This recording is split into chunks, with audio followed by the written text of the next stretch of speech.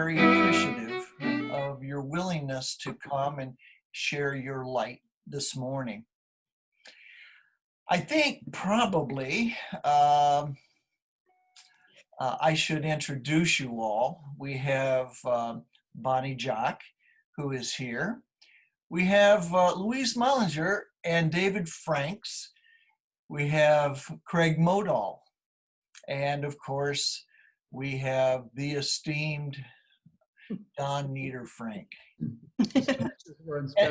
And let me say that, you know, everybody in church knows you all, trusts you, and it would be interested in what you have to say. So let me throw it out to Louise, since you are the chair of our. No, I'm not.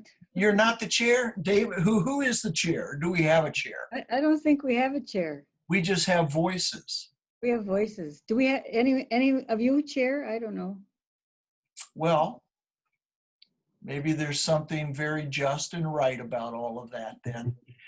Well, let me ask, since I have mentioned your name, Louise, if you have any opening comment or any sort of opinion, perspective of what's going on in our world right now. So, knowing this was going to be recorded, I did do some thinking so that I try to condense my thoughts. And so just a couple things that I'd like to start with, not take too much time. So anything I say is my point of view. I'll just remind. And I hope in the future, maybe we have another group of 5 or 6 people also talking about this topic. Of course. Because I'm sure there's as many views as there are people in our church. But I was at a march in Ozaukee County last night, a Black Lives Matter march, and the sign that I like the most and that I think says the most is, "Our children are watching." Oh. And I think that might be a good guide as we're trying to pull this all together, because we know that even when you go to a march, it might look like you're all there for the same reason, but we know we're there for many, many, many different reasons. So. But that perspective gives you a longer term view, doesn't it? And makes it very personal.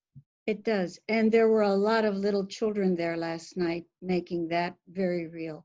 So then the other thing I would just add is, I'm looking at what's going on right now with the view that 50 some years ago, I was living as a young college student in Milwaukee.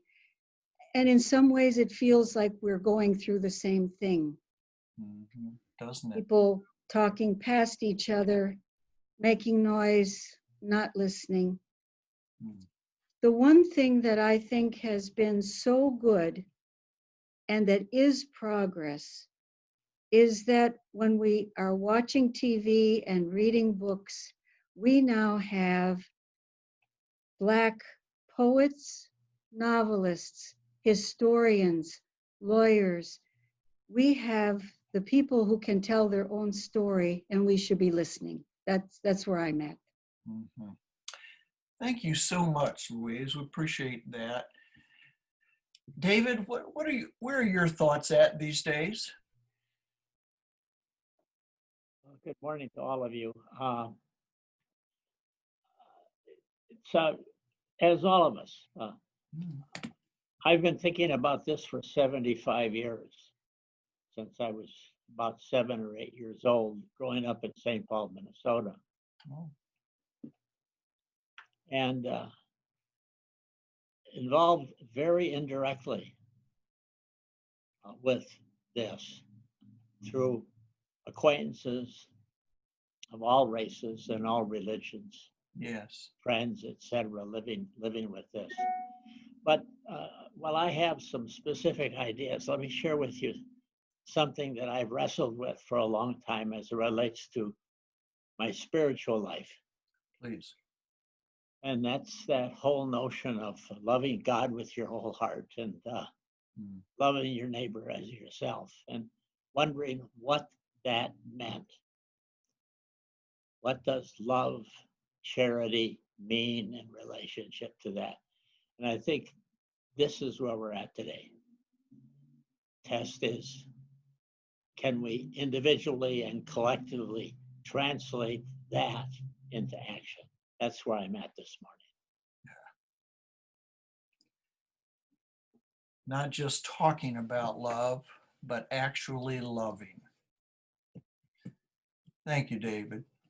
Thank you. Craig, for starters, where are you at today? Or I guess at a lot of different places. I like, Louise's comment about listening, and who's listening to us. Certainly kind of dominates my thinking about how we're doing that listening. And just in thinking about trying to share a message with this, I think about how we're listening and what we're hearing and who's hearing us. Everywhere from, as Louise mentioned, the children that we're trying to nurture at this point into the next generations, to we've had an exchange student here for a year, Yes. Carlo, and That's Carlo's still with us. Carlo's still here. He can't go home. Guatemala is closed. The borders are closed. The airport is closed. Okay. And so he doesn't know when he'll be returning home at all. And so that could go on for quite some time. Yeah. But he's visiting our country right now and has been here a year and has a unique point of view of observation of the truth, the myth, the wonder, the desire, the hope, the shining heel kind of vision of this country at some point. But now also seeing the reality of this for many of our citizens and who, what life is like for them. So it's been just an interesting time. I've thought a lot about those first exposure to Chicago Theological Seminary 15 years ago. Yeah. I know Don went there a couple of centuries ago as well, but oh, I'm sorry, Don, you're listening. But going to that first orientation, and I chose CTS not so much as something that it stood for, but so much as it was the closest UCC seminary to me physically. Yeah. And when I got there, discovering of the 40 or so new students for that year, I was the only white, male, heterosexual, married, middle class Is that man in the group. And when we talk about listening, that was a time when we sat in a circle and told our stories. And boy, I'll tell you, just remembering hearing experiences that, living coming from a small country town in western Wisconsin that seems like this idyllic land of woods and puppies, and going into the country dime store and buying candy on Saturday morning, to the experiences of people that were really so different from my own. And now trying to listen to those stories as well for so many here. And it's hard, finding it hard to listen and not dismiss, to hear and not criticize, but to be open and welcoming, and just be able to try to receive that. That's mostly where I'm trying to spend as much time as possible. So Louise had said something about talking past one another, and you're talking about hearing and not criticizing, listening, and not sort of denying, Dismissing or just dismissing. That's right. That's a real gift, and I've seen lots of evidence of our inability to do that this Mhm. last week. And yet it sounds like you all may have some sensitivity that that's part of the dream, part of the goal is to be able to listen across the racial lines. Mhm. Yeah, yeah. Bonnie, Hi. talk to us.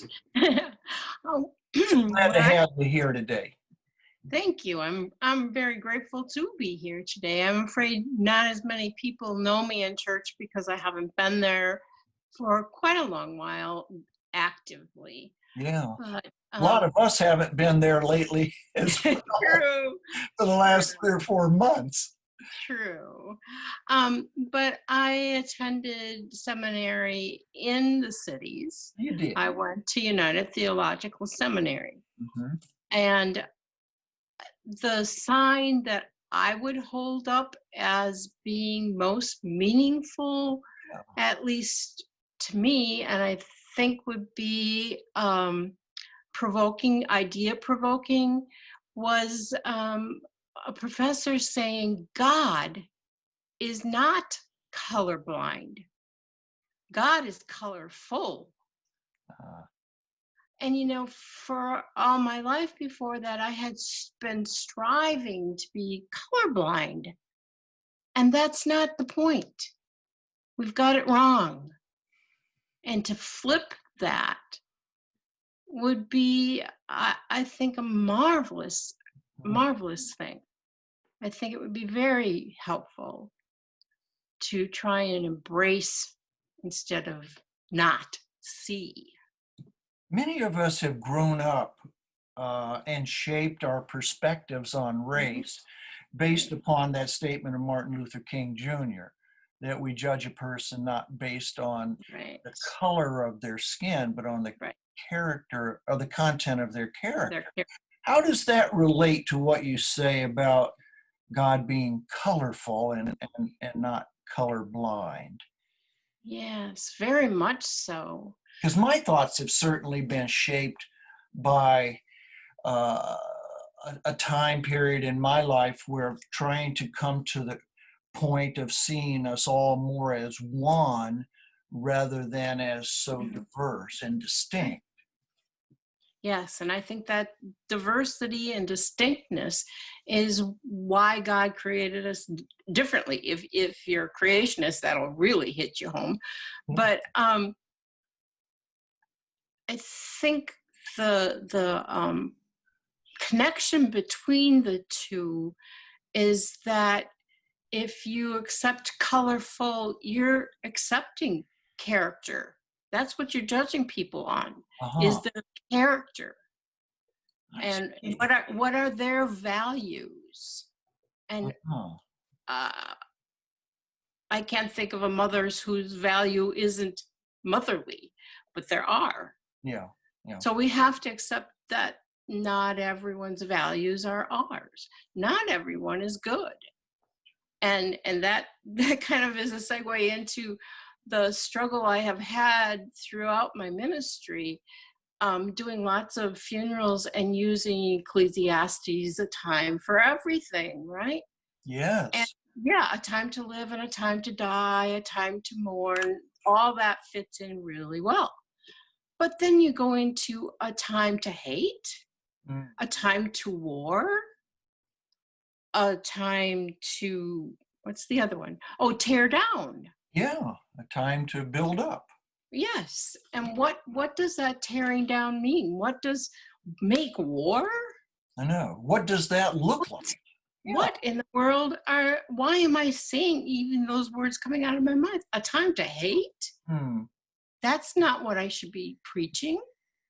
So are we Interestingly, please go ahead. interestingly enough, a group of people from United have a Facebook page, of course, and the professors are in there and everyone. And they were asking us not to preach on peace that week following the incident, the murder. Don't preach peace. This is not a time for peace. Oh. This is a time to make war on injustice, on inequality. This is time to tear down racism. And boy, that's powerful. Good definition for us, Bonnie, in terms of what these concepts or words actually mean, what they look like. What does war and time to tear down? The Koheleth, the writer of Ecclesiastes, Yes. put this forth thousands of years ago, and we're trying to define for ourselves in our time how that applies right now. Yeah. Thank you, Bonnie. Thank You're you. welcome. Reverend Nita Frank. Hi there. A couple of things occurred. I just feel I feel really hopeful, much more hopeful than I did last time around, and for a couple of reasons. One, during the eulogy that Al Sharpton gave, he mentioned a demonstration in which there were more white allies that showed up than Black people. And that there was a demonstration last week of Port High School kids. Yeah. When has that happened? And that there were demonstrations in over 700 cities across the country. And and I said to somebody, there was a demonstration of high school kids in Port Washington, Wisconsin. So the question isn't where are there demonstrations against police killing of unarmed Blacks? The question is, where aren't there any? I mean, there are thousands of people in the streets in Australia in response to this, dealing with the racism in Australia against Indigenous people.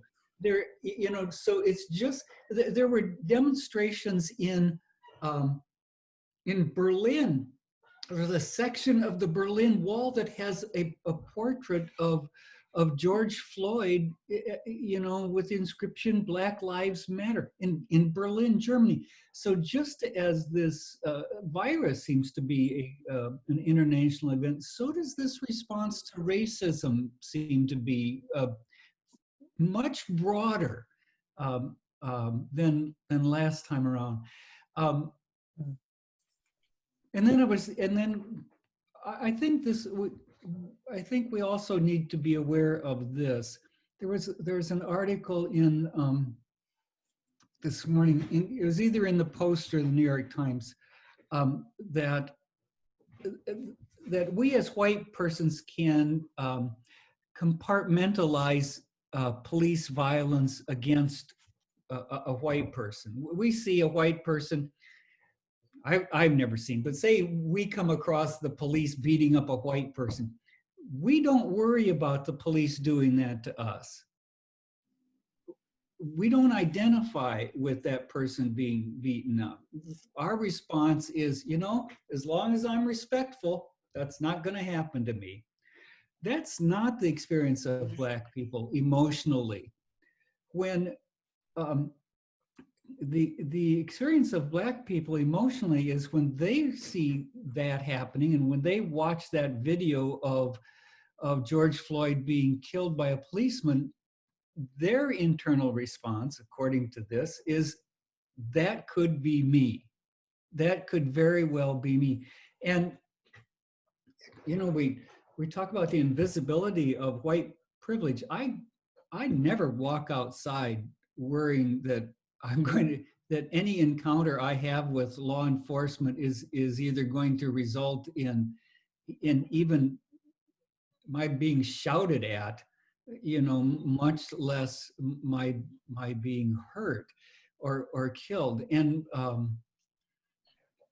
so I think part of when we are in dialogue, I don't have any Black friends to talk to, but when we are in dialogue with persons of color, we need to be aware that we're talking about people who are not only different from us in all the created diversity, culturally different ways, but we're talking about persons whose experience of life is filled with much more anxiety and also much more frustration and despair than our own.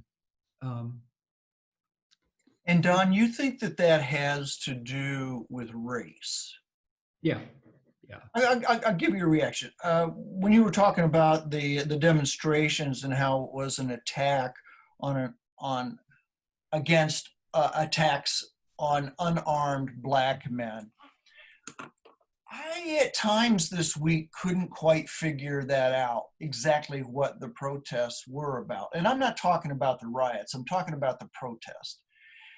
And sometimes I wondered how much it had to do with George Floyd, and other times how much it had to do with the dignity, the equality, the sense that all of us are made in the image of the divine. So I mean, when you look at that video and it viscerally penetrates each one of us, at times I wondered, are the demonstrations for this one man, this one Black man? Is it for the larger issue of race, or is it for the adamant declaration that these kinds of violent moments are undignified for any of us? So if I could just comment. First of all, it's quite clear that people protest for all kinds of reasons. Yeah. And so I think it's good to have a chance to talk about some format to say why I'm protesting or why, because that's about all I know, really. I know what the signs say, but Yeah. I think when I stop to think, because I don't imagine protests are the end of it, or there's any one piece of legislation that's going to make this all okay. We've been there already.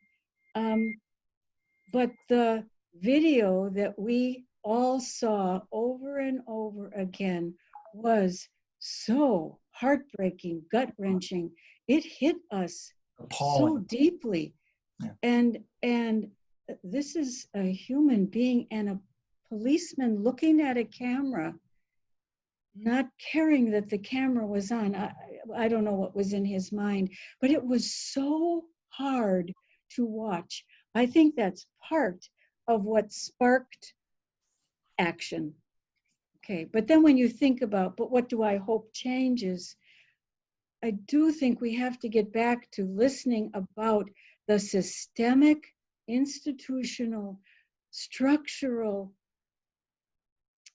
policies we have in place and have had in place in our history, which are so hard to get at. But that's what I hope we keep talking about. Yeah. And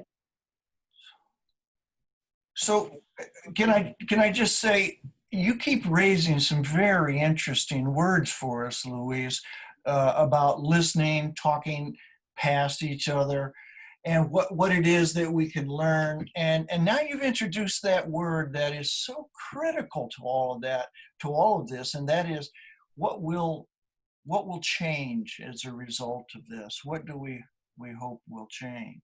So this is a time to listen. It's a time to learn, to discern, and hopefully, if we're to make any progress, is to change.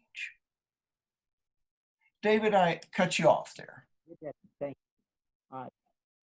you. Like Don, I see signs of hope also. Okay. And the things he described, I think, are things which I see also. But one of the things that I've been very interested in is to see via our news all of the very talented, not artists, etc., but Black, talented, young political leaders, which exist across this country in so many ways, so articulate, so able to talk rationally, number one. Number two, I do think it's the 400 years that's accumulated here.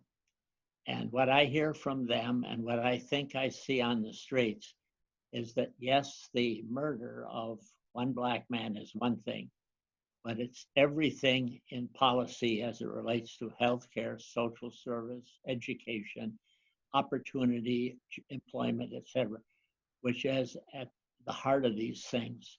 And then last of all, my fear is, like almost everything that happens, is that soon after this goes away, something else will come up and we'll have another crisis and we'll focus on that and we'll forget on this. And so I'm hoping that our leadership, that we do find people of character to provide good leadership, not only in the government, but in business, morality as it relates to capitalism. And ultimately, I think someone's got to keep the fire burning. Someone's got to keep stoking it. And I think it's our religious leaders across this country that have to do that on a regular basis. That would be my comments. Yes, Louise. I'm waving at Susan. She just joined us. Hi, Susan. Hey, Susan. Please join us. Thank you. I We think we want this to be a moment of change, don't we? We don't want it just to be another time of outrage and war, but we're looking, as Bonnie said, to have something come out of our war against injustice, our war against hatred and such, that we want to, after we're through this moment, because we've had lots of moments, but we want to be able to point to something and say, that's when something changed. there are Don? a couple of things that have changed that have rather quickly that have been is the response of some police chiefs and mayors and city councils in changing policy. The Des Moines City Council passed a resolution last night limiting police violence. Oh gosh, I want to say Los Angeles said outlawed chokeholds and said and then passed a ruling saying that other police who are present, who are witnessing a chokehold, are required to intervene. One of the things, I think people do protest for different reasons. I think it has to do with 400 years, and it has to do with the disparity of wealth and education. I think it has to do with this pandemic uncovering the deadly disparity of health resources. The other thing I think that most Blacks know to some degree intuitively, if not specifically, is this statistic. Black persons are 2.5 times more likely than white persons per capita, a Black person, to be shot by the police than a white person. Be, last last year, the police shot and killed the same number of white persons as black persons, but there aren't the same number of white persons as black persons in the United States. In 2015, the closest I could find, 104 unarmed black persons were shot and killed by the police. Unarmed persons. Of those 104 black persons who were shot and killed by the police, only 13 of the police were charged. Of the 13 that were charged, only 4 of them were convicted and 1 of them pled guilty. So we're talking about 105 killings of unarmed persons that resulted in 5 persons being found guilty. And of those 5 persons that were found guilty, none of them were sentenced to more than 4 years. So I think one of the senses that black persons have in this country that brings them into the streets is the police in the United States of America can get away with murder, literally. And so it will be interesting to see what happens to, Louise, you talked about, the horror of watching that video. Probably the most horrifying part of that video for some persons, or part of it, was not the suffering of George Floyd, but the image of a white policeman kneeling on someone as they die with his hand in his pocket, staring at the camera with the understanding of, you can't do a thing to me.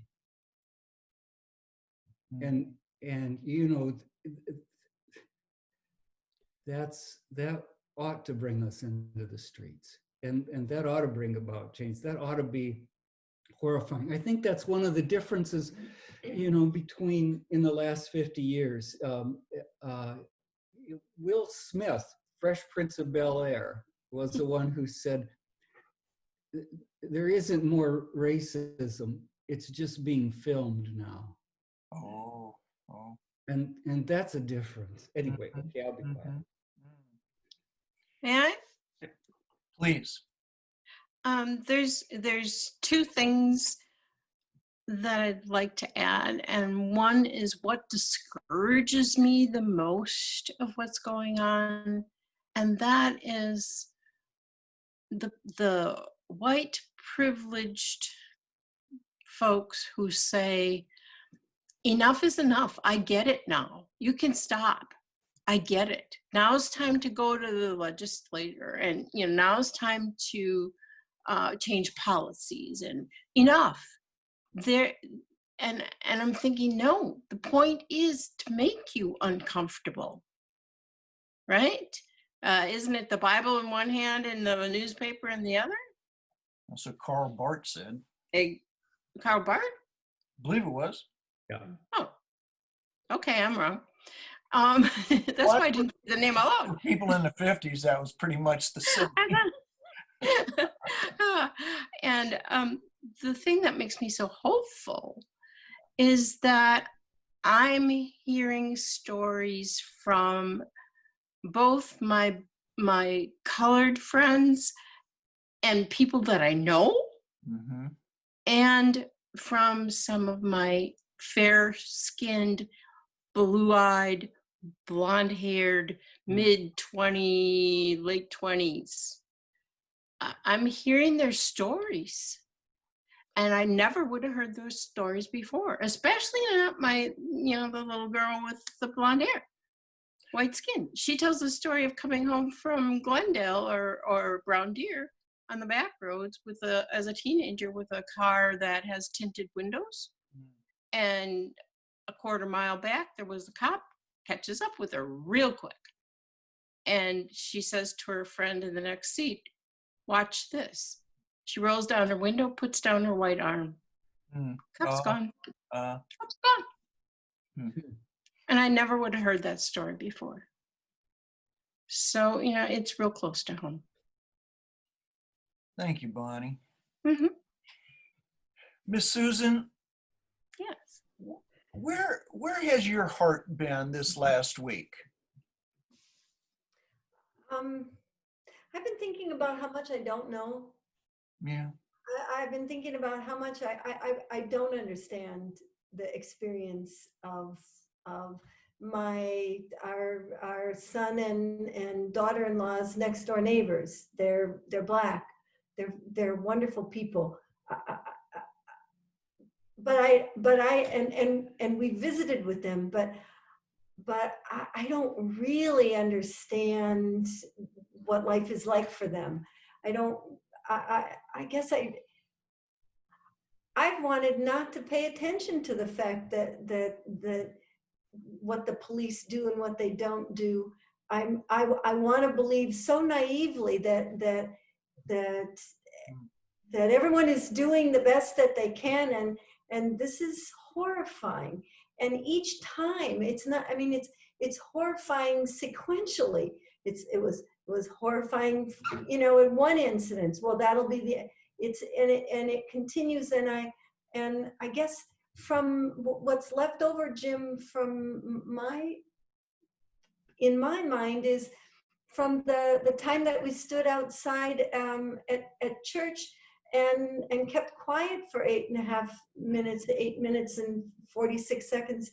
Yes. But the request at the end that this be the last of the list of sequential things that we've tried to understand, but we can't understand. So I really, that's.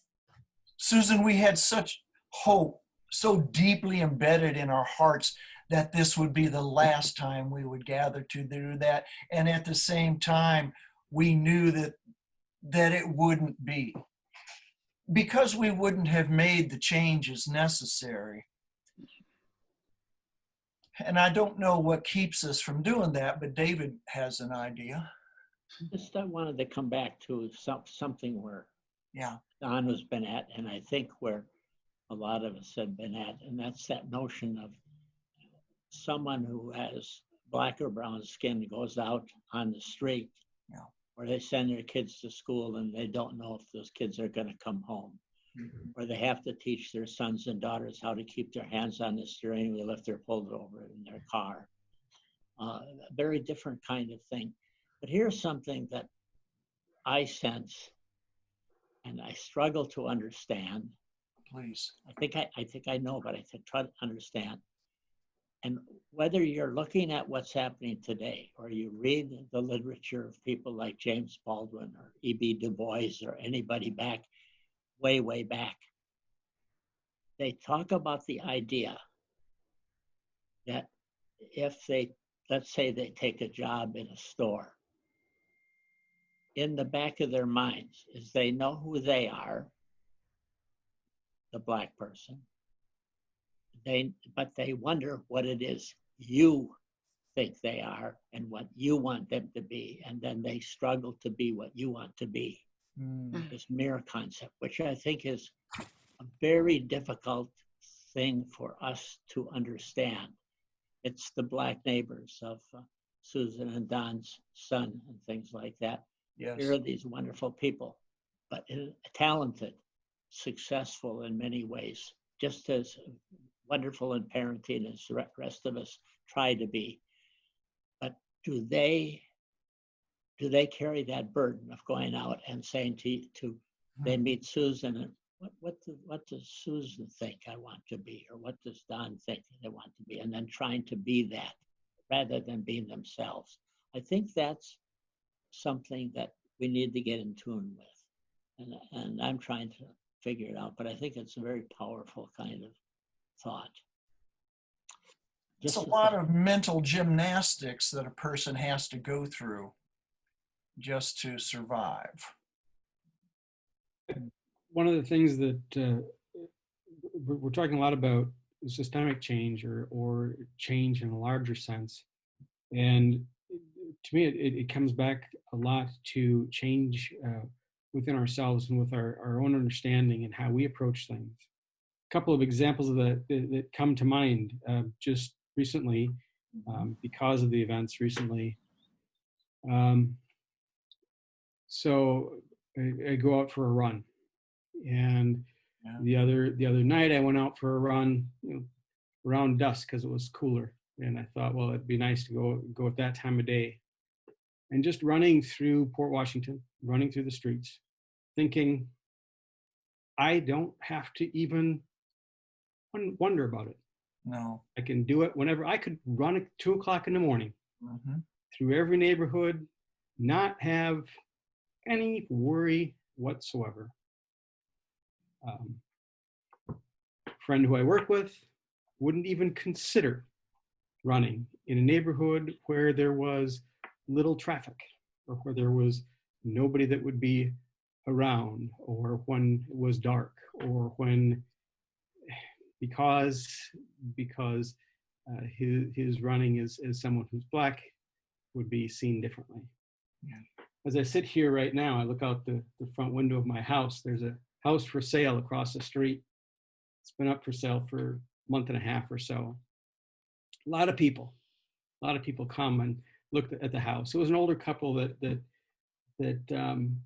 left, and so the house has been empty, completely empty now for a while. And people come and see the sign, and they get out of their cars and they walk up the driveway, and peek in the windows and kind of searching around. And it realized to me, why am I not calling the police on them? I mean, if it were somebody of color that was approaching the house in the evening, in the morning, in some other time, and wanting to check it out, You would think what I differently. think. Yeah. And when people say we do not have privilege, it is going to that very base of not having to wonder, not having to think. We can live here and be so isolated, so foreign to those stories of every day. It's absurd. It's just absurd that we can do this. And I can go for a run whenever I want. I don't have to worry about it. You could probably even wear a hoodie. I could probably even wear a hoodie as long as it doesn't cover up, I suppose, You that just evidence, but So I think what we've been talking about, Craig did it, David went there, Susan went there. It's trying to get some empathy, which means we have to listen to the stories of the people who they talk about microaggressions. That's a fairly new word in my vocabulary, but what goes on every day. Mhm. So the murders of unarmed Black men, that's big and it makes the news, but the little things that go on every day and add to the trauma, anxiety of being Black in America. The I would like to just, microaggressions, yes. Again, in trying to think of how to organize my thoughts, I went back to a poem of Langston Hughes, and I don't have it all in my head, but it's the poem, What Happens to a Dream Deferred? Does it dry up like a raisin in the sun? Does it fester like a sore? And it goes on. I don't have any more in my head. But does it dry up? And I think we're experiencing the festering of a sore that we don't seem to be able to get under. Are you optimistic or pessimistic, Louise, that this moment will pass and it will dry up like so many others? I'm an optimist. You're an I optimist. have to be. Yeah. I have children. That's that perspective. Yeah. Are you optimistic, David?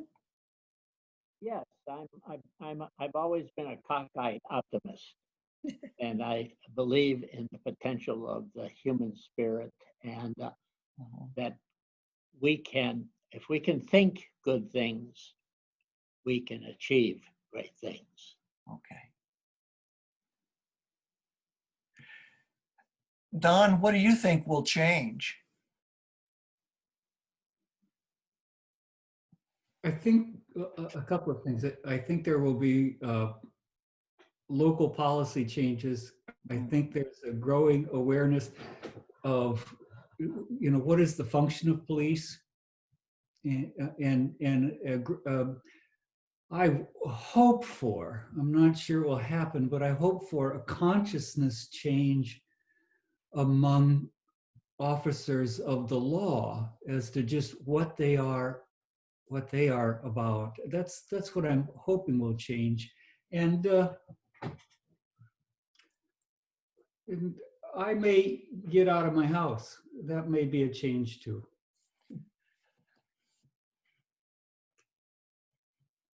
Are you hopeful, Susan? Yeah, I knew it would kind of come around the circle, and I was thinking, am Yeah. I?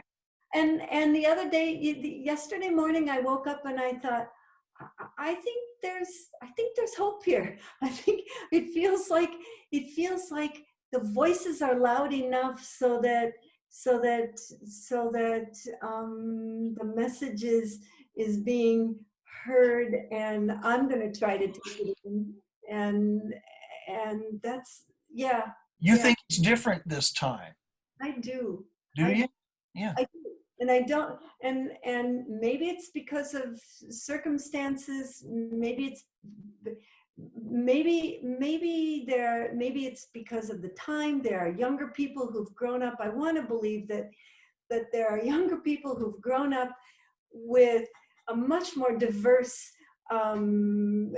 social circle. And I used to always hope that the more people that would travel, the more young people would travel the world, the more we'd have a sense of we're part of something bigger. And I want to believe that the children that have been in school, in public schools, have heard something different, and they've played with other children, and that's coming to the surface now too, that those young adults are saying, wait a minute, these are my friends. Yeah. This is not an other, this is my friend. And I am hopeful in that way. Thank you. What about you, Bonnie? Are you hopeful? Are you hopeful that God's colorfulness will rub off on us? Yeah, I'm hopeful that every one of us takes the time to look at ourselves this time, I wonder. and not just fluff it off as it's them, it's happening there. It's not, it's not my problem. I'd invite people to go online, and reputable Harvard has a survey, a test that you can take yourself on how racist you are. Yeah. And you will be shocked. I was shocked. I just took it the other day, and I'm like, you gotta be kidding me? No, I'm not even a little bit. Well, guess what? I do have biases. It's a shame. I'll be honest with you. I haven't heard a lot of voices this last week talking about change beginning with me. I've heard a lot of voices about how change needs to take place out there, and I think we all understand that. But I've been a bit discouraged with the lack of understanding that maybe each of us has work to do. As Louise was talking about, those microaggressions, they grow, they fester, they build, and ultimately they affect our relations, our race relations. And maybe that's part of the listening and learning that we need to do, so that ultimately we will and we can make those changes. And Bonnie, maybe that's the more difficult war. Yeah. Oh, great way to put it. Yeah. Yes. Yeah. I was thinking about myself or anybody else individually. Have been, of course. And I think one of the things that comes to mind is every time we're part of a conversation, listening,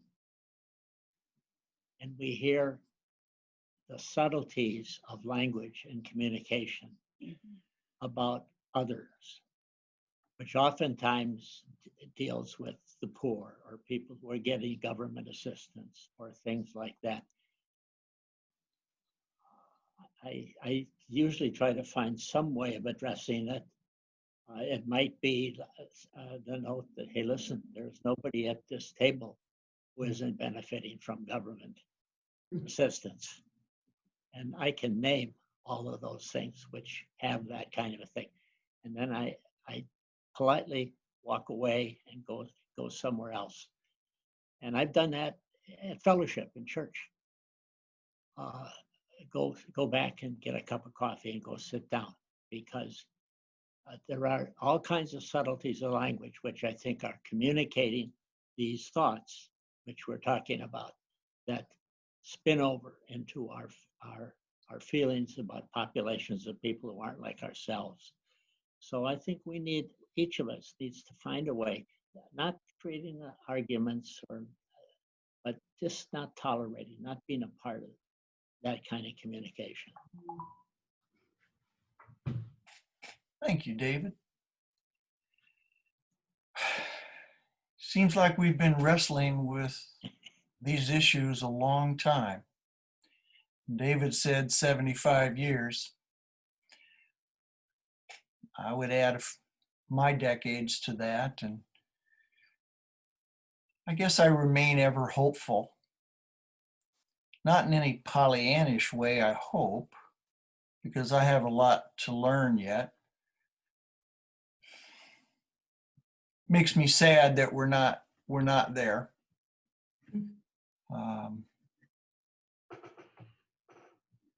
But I'm hopeful that our children will get there a lot.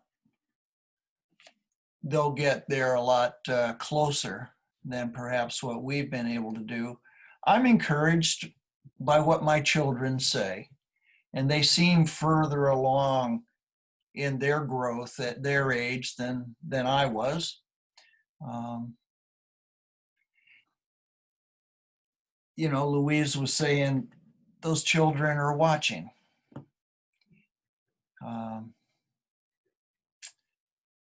Hopefully they'll see something in us that helps them, if not arrive, at least want to walk a little closer to dignity and respect, equality and justice. And that might be a good thing, that we could see that something good has come out of this moment for all of us. I can't thank you enough for taking your time today and sharing your thoughts, your feelings, your reactions, your opinions on a very deep-seated and traumatic issue in our country's life. But that's what we do in the gap. We sit back, we think about these things, we take the moment as it comes, and hopefully we can find some change in that. Thank you for joining me today, and for all of those in our church who will be watching this Gap Chat. As you said, maybe there'll be another group, Louise, another group of 5, 6 who will join us, and we'll continue the conversation. But for now, thank you. And Louise has a final word. You betcha, David. Dave, what do you have for us, Louise? So there's a wonderful poem by the current U.S. Poet Laureate, Joy Harjo, a Native American woman. And her latest book of poetry is called The American Sunrise. But she ends the collection with a poem called Bless This Land. And I won't read the whole poem, but I will just read because she closes with a blessing. Thank you. She says, "Bless us, these lands," said the rememberer. "These lands aren't our lands. These lands aren't your lands. We are this land." And the blessing began a graceful moving through the grasses of time, from the beginning to the circling around place of time, always moving, always.